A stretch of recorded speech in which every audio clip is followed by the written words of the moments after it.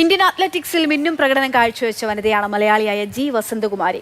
15-ാം വയസ്സിൽ കായിക മേഖലയിൽ മിന്നുന്ന പ്രകടനം കാഴ്ചവെച്ച വസന്തകുമാരി 84-ാം വയസ്സിൽ ഓർമ്മകളുടെ ആരവത്തിലാണ്.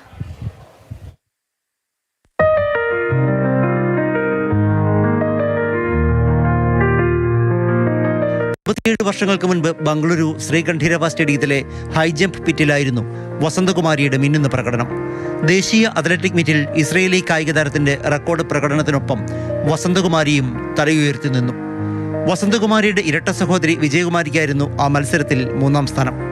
പുരുഷന്മാരുടെ ഹൈജമ്പിൽ മത്സരിക്കാൻ സഹോദരൻ ഗോപാലകൃഷ്ണനും അത്തവണയുണ്ടായിരുന്നു. ആ ദേശീയ മീറ്റിൽ കേരളം നേടിയ 11-ൽ 10 പോയിന്റും ഈ 3 സഹോദരങ്ങളുടേതായിരുന്നു. അത്ഭുത ബാലികയെന്നാണ് ചില ദേശീയ ദിനപത്രങ്ങൾ വസന്തകുമാരിയെ വിശേഷിപ്പിച്ചത്. സംസ്ഥാന സ്കൂൾ കായികമേളകൾ, ഡൽഹി മീറ്റ്, നിരവധി ദേശീയ മീറ്റുകൾ, ഇന്റർ യൂണിവേഴ്സിറ്റി മീറ്റ്, അങ്ങനെ നിരവധി കായികമേളകളിൽ ഹൈജമ്പിലും ലോങ് ജമ്പിലും വസന്തകുമാരിയുടെ പേര് വിജയത്തിനൊപ്പം മുഴങ്ങി. പക്ഷേ ആ കൗമാര പ്രതിഭയ്ക്ക് ഔദ്യോഗിക തലത്തിൽ വലിയ പിന്തുണ അക്കാലത്തുണ്ടായില്ല. കളിക്കളത്തിൽ നിന്ന് പതുക്കെ പിൻവാങ്ങിയ വസന്തകുമാരിയെ ആരും തിരിച്ചു വിളിച്ചതുമില്ല. പിന്നീട് തിരുവനന്തപുരം മെഡിക്കൽ കോളേജിൽ വൈദ്യശാസ്ത്ര പഠനത്തിലേക്ക്. ഇപ്പോൾ കൊച്ചി അമൃത ആശുപത്രിയിൽ സേവനത്തിലാണ് ഡോക്ടർ വസന്തകുമാരി. ഔദ്യോഗിക തലങ്ങളിലെ പ്രോത്സാഹനം കൂടി ഉണ്ടായിരുന്നുവെങ്കിൽ 1960-ലെ റോം ഒളിമ്പിക്സിൽ സാധ്യത ഉണ്ടാകുമായിരുന്നുവെന്ന് വസന്തകുമാരി ഓർക്കുന്നു നഷ്ടബോധത്തോടെ.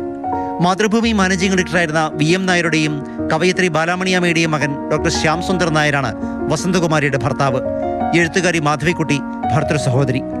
2009-ൽ ഡോക്ടർ ശ്യാം സുന്ദർ വിട പറഞ്ഞു. നിരവധി കളിക്കളങ്ങളിലെ ആരവമാണ് ഇപ്പോൾ ഡോക്ടർ വസന്തകുമാരിയുടെ ഓർമ്മകളിൽ നിറയെ.